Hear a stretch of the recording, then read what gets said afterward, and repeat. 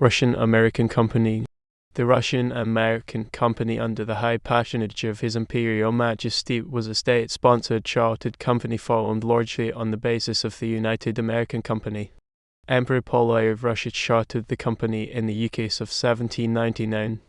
It had the mission of establishing new settlements in Russia and America, conducting trade with natives, and carrying out an expanded colonization program.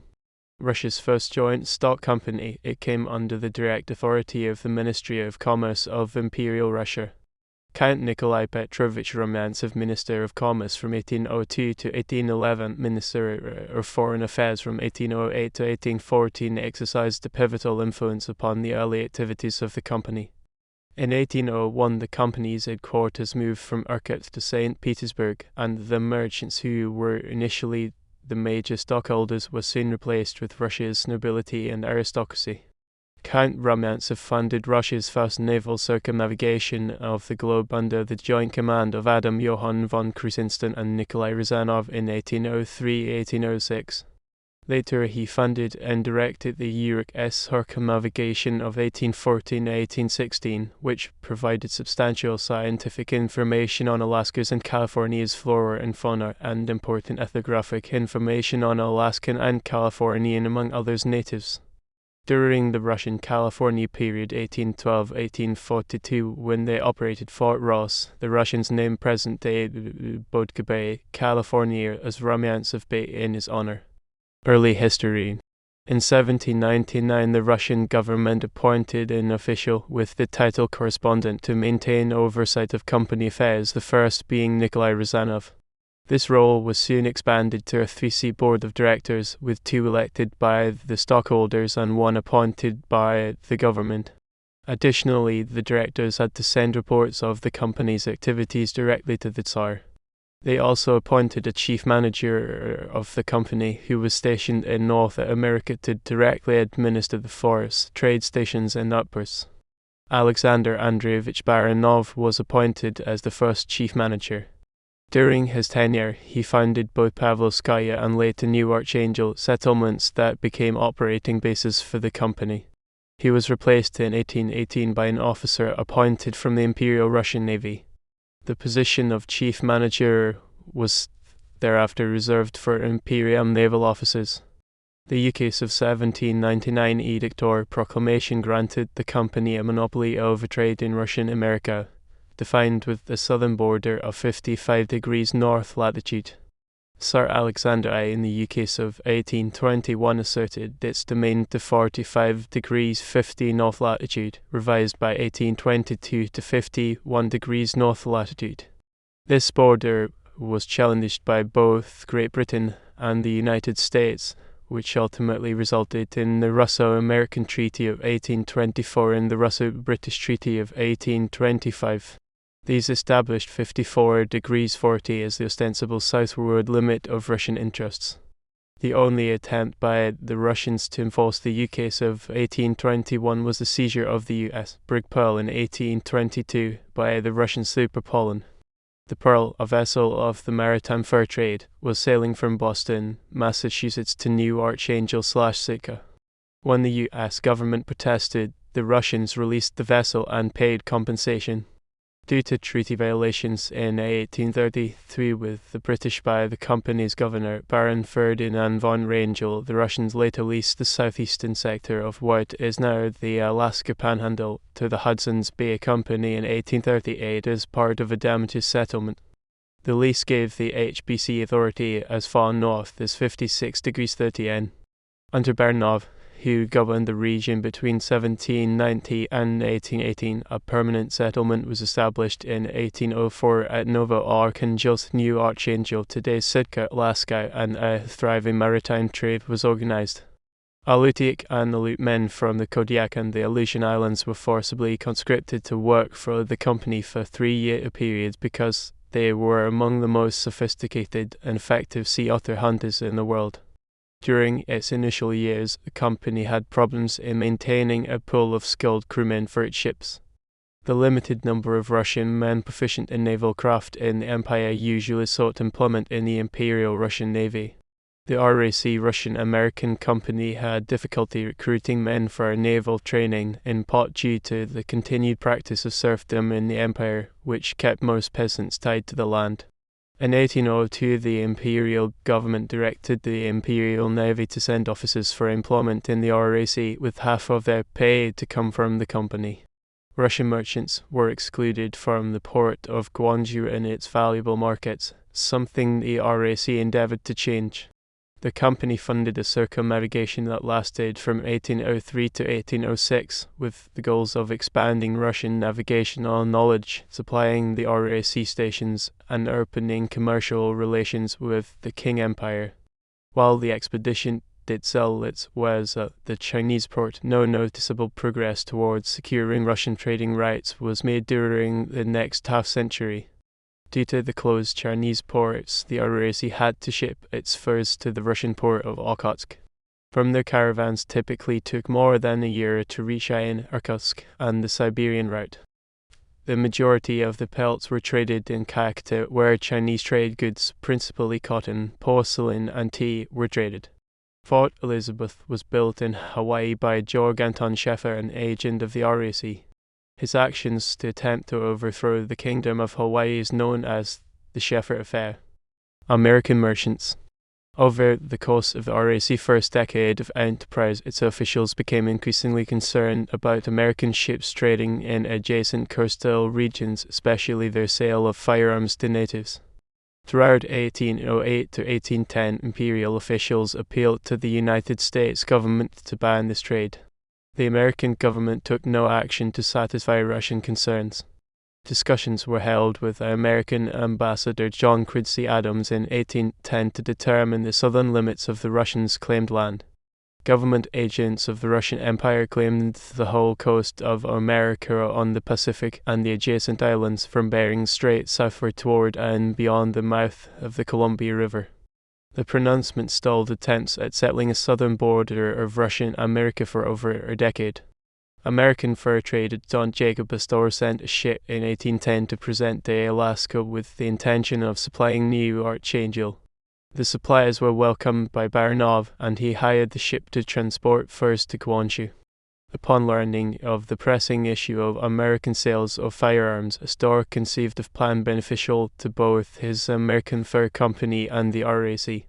In return for a monopoly to supply Russian stations through his subsidiary Pacific Fur Company and the right to transport RAC furs to the Qing Empire, Astor promised to refrain from selling firearms to Alaska natives. The Russian minister to the United States, Count Fyodor Palin, was informed of the proposal. He contacted the imperial government, noting that the deal would likely be more effective at ending the firearm sales than through diplomatic channels with the United States. Astor's son-in-law, Adrian B. Benton, traveled to St. Petersburg in 1811 to negotiate with company and government officials. The proposed agreement was favorably received by the board of directors, aside one contentious clause. Astor requested to be allowed to transport a minor amount of furs into Russia import-free, a benefit which only the RAC had enjoyed. Shareholders of the company, such as the Minister of both the Foreign and Commercial Offices, Count Nikolai Rumyantsev, expressed opposition to this provision. He believed that Astor had arranged all the negotiations to secure this trading right. Eventually, the Americans dropped the provision, and on to May 1812, the parties signed a 4-year agreement. The two companies agreed to cease trading with other merchants and prevent the trading operations on the coast by their competitors. Well, at the onset of the War of 1812 between Great Britain and the United States, and the capture of Astoria by the Northwest Company of Canada, ended Astor's operations on the Pacific coast. Outside Russian America, the Russian-American Company grew interest in other parts of North America, principally Alta California, with smaller focus on Baja California and the Oregon Country. Additionally, some efforts were spent on increasing relations with the Kingdom of Hawaii, with the Scheffer Affair being an attempt at colonizing the islands by a company agent acting alone. Juno. While sailing south from Russian America for Alta California, the crew of the Juno attempted entering the Columbia River. Grigory Landstorf reported that Count Rezanov had already formed his plans for the removal of the Russian settlement to the River Columbia and was now planning to build a shipyard there. The company directors were previously advised by Rezanov to establish a company settlement on the river in a plan aiming for company expansion south to include the coast of California in the Russian possession. Bad weather made passing the mouth of the Columbia too difficult to pursue. St. Nikolai Expedition. A company vessel, the Nikolai, was dispatched to the Oregon country by Chief Manager Baranov in November 1808 with instructions to, if possible, discover a site for a permanent Russian post in the Oregon country. On 1 November, a weather system of strong gales and large waves marooned the ship on a beach north of the Quileute River and James Island. Conflict arose with the neighboring nation, and the crew had to flee into the interior of the Olympic Peninsula. Clashes with the indigenous population continued over the next year, the Russians having to resort to raiding villages for food. Eventually, most of the crew became willing slaves to the Maka on the understanding they would be released when the next European vessel would arrive. American Captain Bratton of the Lady purchased the Nikolai crew and they sailed for New Archangel, arriving there on 9 June. During their time marooned on the Olympic Peninsula, 7 of the crew died, including Expedition Commander Nikolai Bulyagin and his 18-year-old wife, Anna Bulyagina. Californias. The first ship to trap furs in either Alta or Baja California for the ROC was in 1803. An American vessel owned by James O'Kane, the O'Kane, was contracted to trap sea otters on the Baja California peninsula, with half of the furs caught property of the RAC. On board the ship besides its American crew were 2 RAC staff and 40 natives, principally Aleuts, along with some Alutiiq of Kodiak Island. The hunting equipment used in the expedition was of indigenous origin, including the notable Iki exports. Based out of San Quintin, Alaskan natives caught sea otters from Isonda El Rosario de Obajo to Santo Domingo, located in the modern Comondi municipality. Returning Kodiak Island in June 1804, the O'Kane contained a total of 1,800 sea otter skins caught by the natives or purchased from Spanish. Under similar terms, other American captains were employed over the years, with Aleuts continually used to trap California sea otters, specific operations employing upwards of 300. During the period between 1805 and 1812, Baranov supplied Aleut laborers to 10 American ships sent to California, with over 22,000 pelts gathered. In August 1805, Nikolai Rezanov arrived at New Archangel, then visiting the scattered RAC possessions. Provisions were at the time solely needed by the RAC post to feed its workforce, an issue that would plague the company for decades. After Rezanov purchased the Juno, an American ship, he and its crew departed from New Archangel in February 1806, served to attempt purchasing supplies in Alta California. Upon entering the Californias, Rezanov negotiated with Spanish authorities in the name of the Tsar, presenting himself as a minister plenipotentiary. Despite his claims, he was never given such a commission by the imperial government. Efforts were made at cultivating relations with prominent official Jose del Rio Arguello in order to secure a contract for provisions, Rezanov even having a romance with his daughter Concepcion Arguello.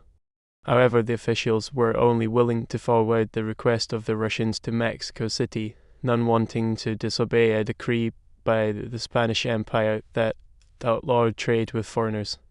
After several months, the Russians departed for New Archangel without an agreement for provisions.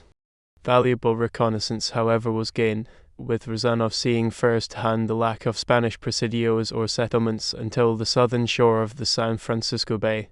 Several ships owned by Americans were contracted to begin operations in Alta California almost immediately after the Juno's return to New Archangel. One ship was based in Bodega Bay, with its indigenous Alaskan workforce operating from the coast of modern Mendocino County to the Farallon Islands.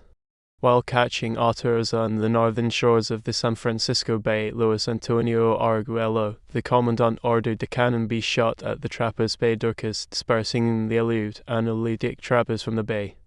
Reports from the American captains and Rezanov on the conditions in California encouraged Chief Manager Baranov to plan a coastal settlement in the territory. There were numerous sea otter populations to haunt, a lack of Spanish military posts above San Francisco Bay, and the possibility to trade with the Spanish missions. Fort Ross. Built in 1812 and located on the coast of California in modern-day Sonoma County, Fort Ross was the southernmost outpost of the company. Several additional posts were operated by the company, including Port Rumyantsev on Bodega Bay and several ranches south of the Russian River Valley. Though on Spanish and then subsequently Mexican territory, the legitimacy of these claims was contested by both the company and the Russian government until the sale of the settlement in 1841, basing the legitimacy of their claims on prior English New Albion claims of territorial discovery. It is now partially reconstructed and an open air museum, with the Rothschild House being the only remaining original building. Proposed colonization. An expansive colonization program of California was presented to the imperial court by the garrulous and unreliable 20-year-old junior officer and former Decembrist Dmitry Zavalishyn in late 1824. He had been a crew member of an expedition that during 1823 and 1824 to examine the Russian possessions in North America. His memorandum proposed that the Californios be encouraged to secede from Mexico in order to create a political alliance. Zavalishyn wanted the Russian-American company to receive a grant of land extending north to the border of the Oregon country, south to the San Francisco Bay, and east to either the Sierra Nevada mountains or the Sacramento River. In return, the Russians were to maintain a naval presence in San Francisco Bay, protect the California mission's right to maintain neophyte labor, allow Californios to settle within the grant, and establish Spanish-language schools throughout California. A council of the inner Russian government debated the merits of Zavalishyn's plan. Foreign Minister Count Kolnesarov fitted the scheme would anger the United States and the United Kingdom, and consequently was against it. The court representative of the RAC, Count Nikolai defended the memorandum and voiced Zavalishyn's stance that too much leniency and effort to avoid conflict sometimes only precipitate a conflict. Building on Zavalishyn's proposal, Mordvinov planned on buying serfs from Russian landlords and sending them to California. The freed serfs were to be supported by the company and had to remain as settlers for 7 years in its service. After the expiration of their contracts, all farming implements provided and land farmed upon would become the property of the freemen. A banquet was held for Zavalishyn to draw support for his plan, with many prominent officials of the empire attending.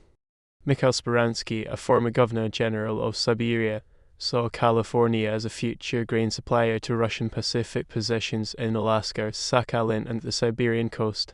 The assistant foreign minister pulled out, while at first against Zavalishyn's program of Californian expansionism, by the end of the reception became fully supportive of it. Additionally, the Minister of Education Shishkov, while not present at the banquet, warmly received the memorandum. Zavalishyn began fulfill the treaties made in 1824 and 1825 that delineated Russian and America's borders would restrict the empire from a proactive policy in North America. He beseeched Tsar Alexander I for an audience to defend his memorandum, but a meeting was never arranged. Eventually, Tsar Alexander echoed Nesarov's position and refused to send Zavalishyn back to California. The political upheaval of Alexander I's death and the subsequent Decembrist uprising halted the considerations for an extensive commercial colonization of California by the RAC. In 1853, Governor-General Muravyov recounted to Tsar Alexander II that California during the 1820s was unoccupied and virtually unprocessed by anybody, though he found that a foothold in California would sooner or later have to be turned over to the advancing Americans. Later period. In 1818, the Russian government had taken control of the Russian-American company from the merchants who held the charter. Starting in the 1820s, the company's profitability slumped due to declining populations of bearing animals. It had already had bad annual returns. In 1808, slightly less than half of the 2,300,000 rubles of expense were covered. Starting in 1797 with its foreign note, the United American Company to 1821, the RAC collected the following inventory of furs, worth in total 16 million rubles, 1.3 million foxes of several species, 72,894 sea otters, 59,530 river otters, 34,546 beavers, 30,950 sables, 17,298 wolverines, 14,969 fur seals, along with smaller numbers of lynx, wolf, sea lion, walrus, and bears.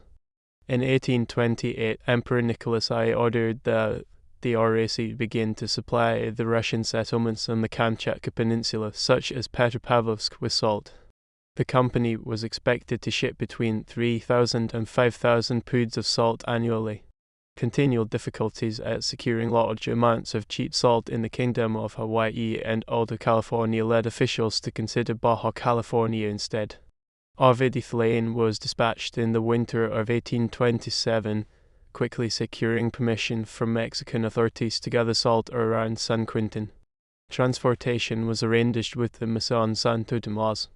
The explorer and naval officer Baron Ferdinand Petrovich von Rangel, who had been administrator of imperial government interests in Russian America a decade before, was the fifth governor during the government period. Eventually, during the 1840s, the governing board of the company was replaced with the five-member administration of imperial naval officers. During the Crimean War, officials of the RAC began to fear an invasion of their Alaskan settlements by British forces. Discussions with the Hudson's Bay Company were begun in the spring of 1854, with each company pledged to continue peaceable relations and to press their respective governments to do the same. The United Kingdom and the Russian Empire accepted the deal by the companies, but both governments specified that naval blockades and seizure of vessels were acceptable actions. The British HMS Peak and the French Sibyl attacked the RAC outpost on Europe Island of the Kurils in 1855 from the belief the Kurils weren't covered by the agreement. The company built the whaling station at Manka in Bodega Bay in the Sea of Okhotsk in 1862. It operated from 1863 to 1865 before being sold to Otto Wilhelm Lindholm. Two schooners used the station as a base, sending out whale boats to catch bowhead whales, which were towed ashore and processed at the nearby tryworks. The Russian-American company has been appraised as being run with poorly chosen and inadequately skilled staff, floundering in part from the lack of experience of the executives handling an organization which overreached itself through its expansion across the Pacific and along the American coast into California. The company ceased its commercial activities in 1881. In 1867, the Alaska Purchase transferred control of Alaska to the United States, and the commercial interests of the Russian-American company were sold to Hutchinson, Coal and Company of San Francisco, California, who then renamed their company to the Alaska Commercial Company. Russian-American Company flag. The Russian commercial flag civil ensign was used between 1799 and 1806 by the company on its ships and establishments. Sir Alexander I approved a design for a separate flag for the RAC on 10 October 1806 writing Sir B. it upon the report. After being sent to the State Council, it was forwarded to the Finance and Naval Ministries, along with the St. Petersburg office of the RAC on 19 October 1806 The memorandum described the flag as having three stripes, a lower red, the middle blue, and the upper and wider stripe white, with the facsimile on it of the All-Russia State coat of arms, below which is a ribbon hanging from the talons of the eagle with the inscription thereon Russo-American Company. The company flag eventually had several variations, in part from the nature of individual production and the changing designs of the imperial flag. As researcher John Middleton noted, there continues to be much discussion concerning the design of the company flag, mostly centered around the design and placement of the eagle. The various flags flew over the company's holdings in California until 1 January 1842, and over Alaska until 18 October 1867, when all Russian-American company holdings in Alaska was sold to the United States. The flag continued to represent the company until its Russian holdings were liquidated in 1881. Chief managers. Below is a list of the general managers or chief managers, usually known in English as governors of the Russian-American Company. Many of their names occur as place names in southeast Alaska. Note that the English spelling of the names varies between sources. The position administered the commercial operations of the company centered on Russian America. Alexander Andreevich Baranov was the first and longest-serving chief manager, previously managing the United American Company. After Baranov's tenure, appointees were chosen from the Imperial Russian Navy and generally served terms of 5 years. 13 naval officers acted as chief managers over the course of the company.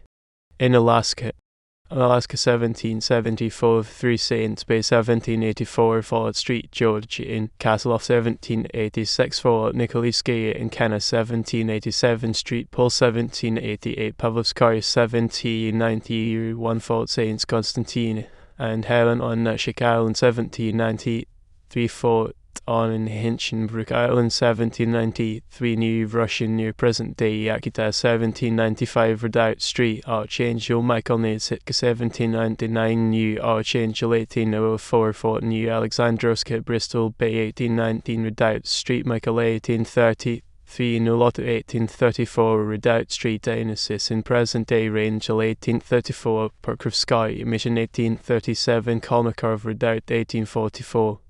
Outside Alaska, Fort Ross near Healdsburg, California 1812, Fort Elizabeth near Waimea, Hawaii 1817, Fort Alexander near Hanalei, Hawaii 1817, Fort Buckley Totoli near Hanalei, Hawaii 1817.